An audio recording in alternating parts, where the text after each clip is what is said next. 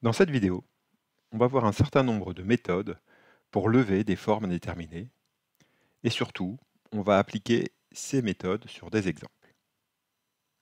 Alors ça, c'est vraiment un exercice classique qu'on rencontre souvent.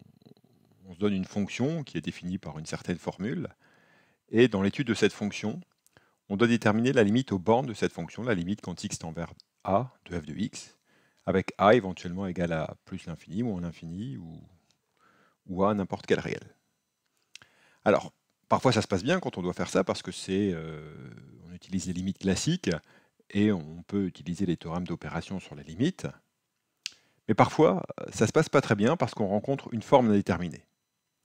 Alors une forme indéterminée, c'est quoi? C'est quand on rencontre plusieurs limites, quand on calcule ça, et qu'on ne peut pas utiliser le théorème d'opération sur les limites.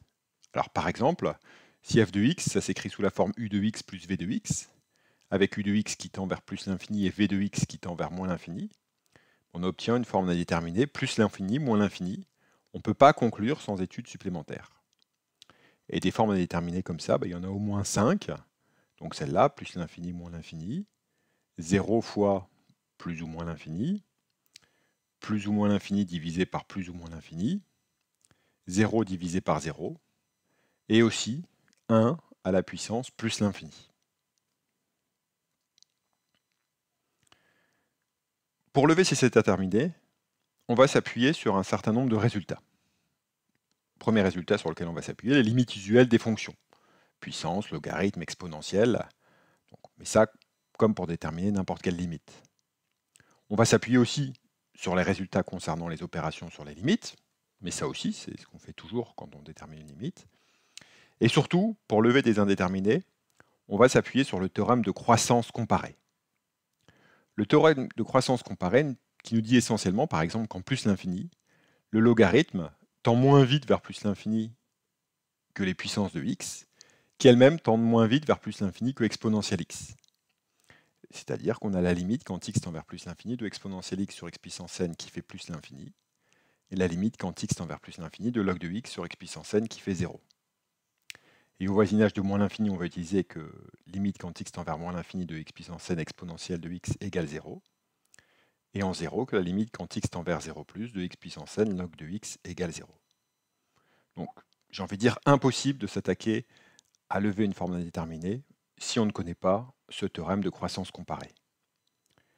Et on va aussi pouvoir utiliser ces conséquences immédiates qu'on peut utiliser sans autre justification que de dire par croissance comparée. Donc par exemple, conséquence immédiate, c'est que la limite de exponentielle x sur log x, ça fait plus l'infini en plus l'infini. Vraiment, l'exponentielle va beaucoup plus vite à l'infini que log x. On peut aussi prendre ici l'inverse de ce terme. Au lieu de considérer exponentielle x sur x puissance n, considérer x ou x puissance n sur exponentielle x. Et bien la limite ici, ça fait 0. Alors la première méthode pour lever une forme indéterminée, et c'est sans doute la plus importante, celle qu'on utilise le plus souvent, c'est de factoriser par le terme dominant. Premier exemple, on va essayer de déterminer la limite quand x tend vers plus l'infini de exponentielle x moins x au cube. On voit ici c'est une forme indéterminée du type plus l'infini moins l'infini, puisque exponentielle x tend vers plus l'infini, et que moins x au cube, ça tend vers moins l'infini, tout ça quand x tend vers plus l'infini. On va factoriser par le terme dominant. Ici, le terme dominant, c'est exponentielle x. Parce qu'on sait, et là, il faut vraiment avoir en tête cette idée intuitive, que les logarithmes tendent moins vite vers l'infini que les puissances, qui tendent moins vite vers plus l'infini que l'exponentielle. Donc ici, le terme dominant, c'est l'exponentielle. Donc on factorise par l'exponentielle x, et donc qu'est-ce qu'on récupère? On récupère exponentielle x facteur de 1 moins x cube sur exponentielle x.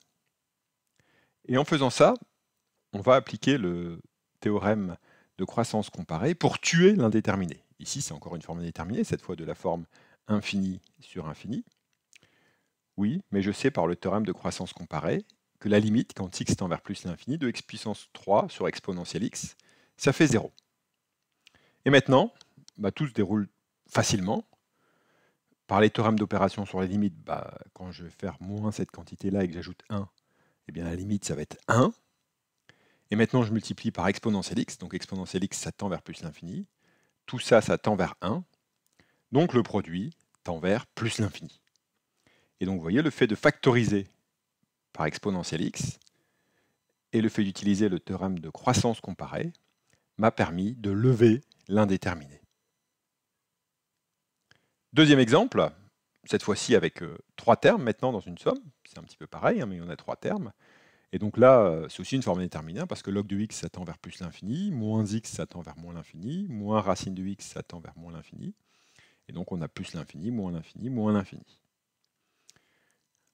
À nouveau, on va mettre en facteur le terme dominant. Le terme dominant ici, eh bien, c'est x. C'est x qui tend le plus vite vers plus l'infini.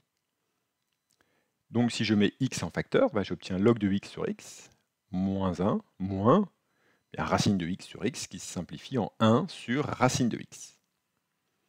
Et là, pareil, je vais lever l'indéterminé grâce au théorème de croissance comparée.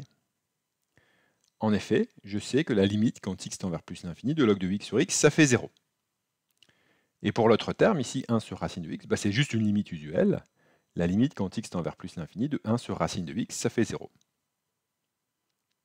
Théorème d'opération sur les limites, ça tend vers 0, ça c'est une constante égale à moins 1, donc ça tend vers moins 1, ça tend vers 0. La somme de ces 3 termes tend vers moins 1. Et maintenant je multiplie par x qui tend vers plus l'infini, et bien donc le produit tend vers moins l'infini. Et donc ici la limite que je cherchais à obtenir, c'est égal à moins l'infini. Troisième exemple, un quotient maintenant.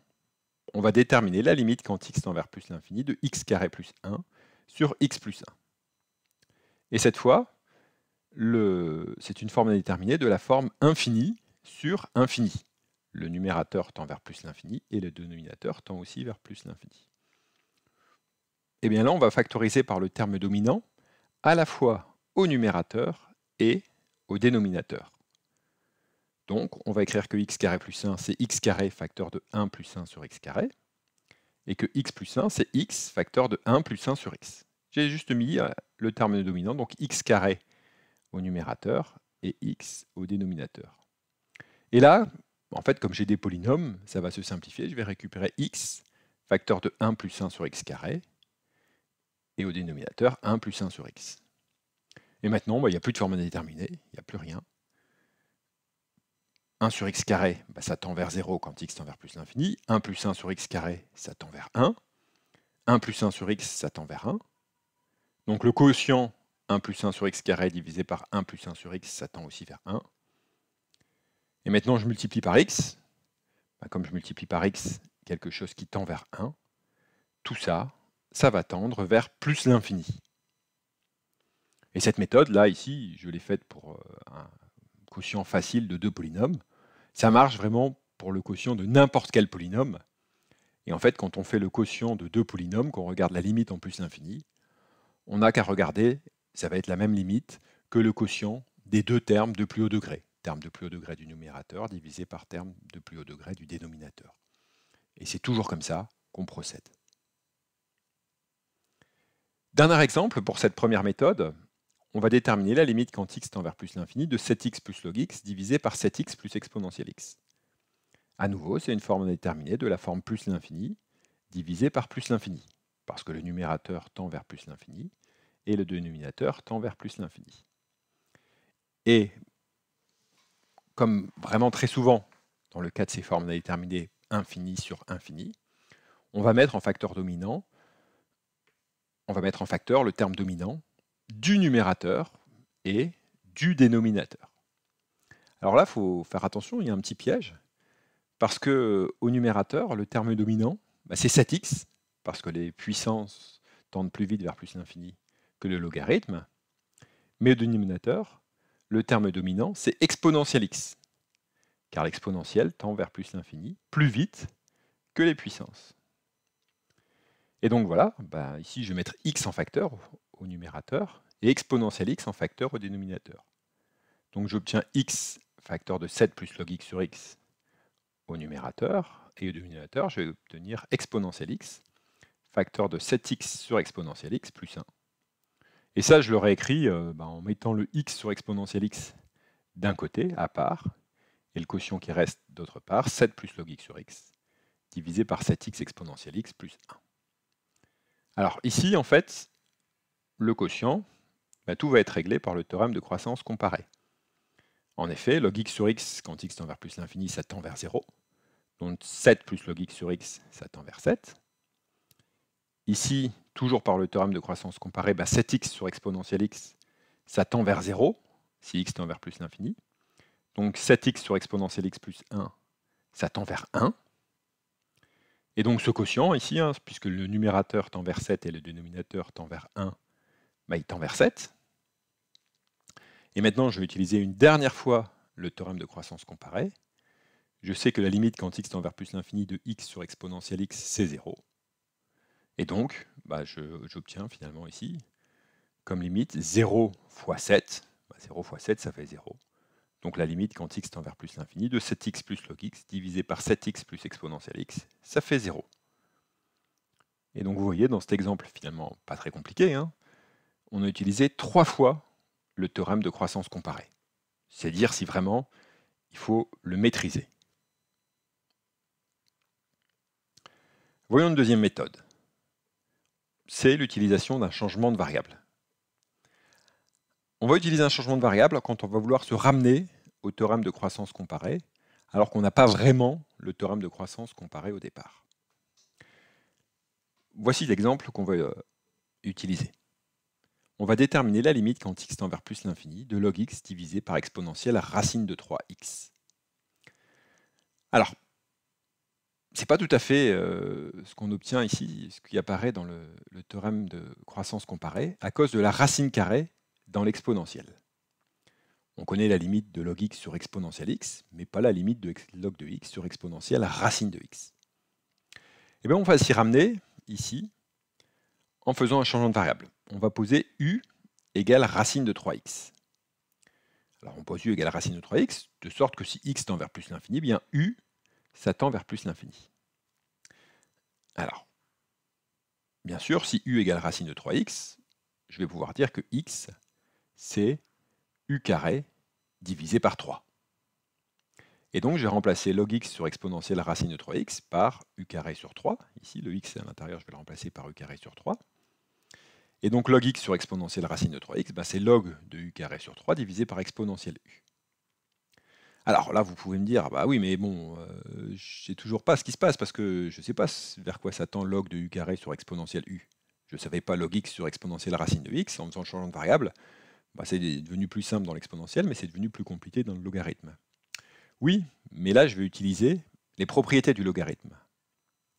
Log de u carré sur 3, bah, c'est log de u carré moins log de 3. Et log de u carré, c'est 2 log de u. Et donc finalement, j'ai obtenu que log de x sur exponentielle racine de 3x, c'est 2 log de u moins log de 3 divisé par exponentielle u. Ça, je vais encore l'écrire sous la forme d'une différence. Je vais l'écrire sous la forme 2 log de u sur exponentielle u moins log de 3 sur exponentielle u. Et finalement, la limite quand x tend vers plus l'infini de log de x sur exponentielle racine de 3x, c'est la limite quand u tend vers plus l'infini de cette différence 2 log de u exponentielle u moins log de 3 sur exponentielle u. Et c'est bien la limite ici quand u tend vers plus l'infini, hein, parce que quand x tend vers plus l'infini, u égale racine de 3x tend vers plus l'infini. Et cette dernière limite, maintenant, elle est facile à déterminer à l'aide des limites usuelles du théorème de croissance comparée, parce que log de u sur exponentielle u, ça tend vers 0 si u tend vers plus l'infini, et log de 3 sur exponentielle u, ça tend vers 0, c'est juste une limite usuelle. Si u tend vers plus l'infini, hein, ça fait log de 3 sur plus l'infini. Et donc je conclus facilement parce que j'obtiens 2 fois 0 moins 0. Et donc cette limite-là, c'est bien 0. Alors, deuxième exemple d'utilisation d'un changement de variable, on va déterminer la limite quand x tend vers 0+, de x exponentielle 1 sur x moins 1. Alors, la première chose que j'ai envie de faire quand je vois ça, bah, c'est d'utiliser les propriétés fonctionnelles de l'exponentielle et d'écrire que x exponentielle 1 sur x moins 1, c'est x exponentielle 1 sur x fois exponentielle moins 1. Et en faisant ça, bah, j'ai mis exponentielle moins 1 à part. C'est une constante, ce n'est pas ça qui va m'embêter pour déterminer la limite. Là, je vérifie bien que j'ai une forme indéterminée, parce que si x tend vers 0+, eh bien 1 sur x, ça tend vers plus l'infini. Exponentielle 1 sur x, ça tend vers plus l'infini. Fois 0 ici. Bon, c'est bien une forme indéterminée de la forme 0 fois plus l'infini. Alors mon théorème de croissance comparée me dit rien sur ce genre de limite, la limite quand x tend vers 0 de x exponentielle 1 sur x. C'est pas dans le théorème de croissance comparée. Mais je vais m'y ramener en posant de façon naturelle, j'ai envie de dire, u égale 1 sur x, pour avoir ici exponentielle u, et de sorte que si x tend vers 0 plus, alors u tend vers plus l'infini. Et donc x exponentielle 1 sur x moins 1, j'avais déjà écrit, c'est x exponentielle 1 sur x exponentielle moins 1, et en remplaçant x par 1 sur u, ou 1 sur x par u, ça fait 1 sur u exponentielle moins 1, que je réécris pour faire apparaître le terme dont je connais la limite, exponentielle moins 1 fois exponentielle u sur u. Et donc, tout simplement, maintenant je peux dire que la limite quand x tend vers 0 plus de x exponentielle 1 sur x moins 1, c'est la limite quand u tend vers plus l'infini de exponentielle moins 1 fois exponentielle u sur u. Mais ça, c'est un terme dont je connais la limite, c'est dans le théorème de croissance comparée, la limite quand u tend vers plus l'infini de exponentielle u sur u, ça fait plus l'infini. Je multiplie ici par une constante strictement positive, exponentielle moins 1 c'est strictement positif. Donc la limite, ça fait plus l'infini. Dernière méthode dont on va parler pour lever une forme indéterminée, c'est l'utilisation de la quantité conjuguée. Alors ça, c'est une méthode qui est très utile quand on a une forme indéterminée de la forme plus l'infini moins l'infini, et que la quantité, elle est de la forme racine de a moins racine de b. Dans ce cas-là, l'idée, c'est de multiplier et de diviser par ce qu'on appelle la quantité conjuguée. La quantité conjuguée de racine de a moins racine de b, c'est racine de a plus racine de b. Et d'utiliser l'identité remarquable, racine de a moins racine de b fois racine de a plus racine de b, c'est de la forme x moins y facteur de x plus y. Donc ça fait x2 moins y2, mais avec x égale racine de a et y égale racine de b. Donc ça fait racine de a au carré moins racine de b au carré. Et racine de a au carré, ça fait a. Racine de b au carré, ça fait b. Donc quand on multiplie par la quantité conjuguée au numérateur, on fait disparaître les racines. On obtient racine de a moins racine de b fois racine de a plus racine de b égale a moins b. Et ce qu'on espère, c'est qu'il y a des simplifications qui se produisent dans a moins b, qui permettent de lever la forme indéterminée. Alors voyons tout de suite un exemple, on va déterminer la limite quand x tend vers plus l'infini, de racine de x plus 2 moins racine de x plus 7. On vérifie que c'est bien une forme indéterminée, si x tend vers plus l'infini, x plus 2 tend vers plus l'infini, racine de x plus 2 tend vers plus l'infini, racine de x plus 7, de même ça tend vers plus l'infini, donc on a une forme indéterminée de la forme plus l'infini moins l'infini. Alors pour lever cette forme indéterminée, effectivement, le plus rapide c'est de multiplier par la quantité conjuguée, de multiplier et de diviser bien sûr par la quantité conjuguée. Donc de dire que racine de 2 moins racine de x plus 7, c'est égal à racine de x plus 2 moins racine de x plus 7 fois racine de x plus 2 plus racine de x plus 7. Et comme j'ai multiplié par racine de x plus 2 plus racine de x plus 7, pour avoir égalité, il faut bien diviser par racine de x plus 2 plus racine de x plus 7. Et là maintenant, je fais comme j'ai expliqué dans le transparent précédent, j'utilise l'identité remarquable. Et là, ce que j'obtiens, c'est x plus 2, j'ai fait disparaître la racine, moins x plus 7. Donc là, je rappelle, c'est vraiment l'identité remarquable, x moins y, facteur de x plus y, égale x2 moins y2, avec par exemple x égale racine de x plus 2, donc racine de x plus 2 au carré, ça fait x plus 2. Et le dénominateur, je n'y touche pas. Et là, voilà, c'est peut-être miraculeux, mais on est content, ça simplifie. X plus 2 moins x plus 7, ça fait moins 5, et le dénominateur, je n'y touche pas. Et là, c'est facile parce que le numérateur, c'est une constante, et le dénominateur, c'est pas une forme indéterminée. Racine de x plus 2, ça tend vers plus l'infini, racine de x plus 7, ça tend vers plus l'infini. Donc la somme, ça tend vers plus l'infini. Et finalement, quand je prends la limite, j'ai quelque chose du type moins 5 sur plus l'infini. Ça fait 0. Donc la limite de cette différence de 2 racines carrées, c'est 0. Dans cette vidéo, on a donc présenté 3 méthodes pour lever des formes indéterminées. À un niveau élémentaire, c'est vraiment les méthodes les plus utilisées. Mais c'est sûr, pour pouvoir les maîtriser, il faut s'entraîner, s'entraîner, s'entraîner.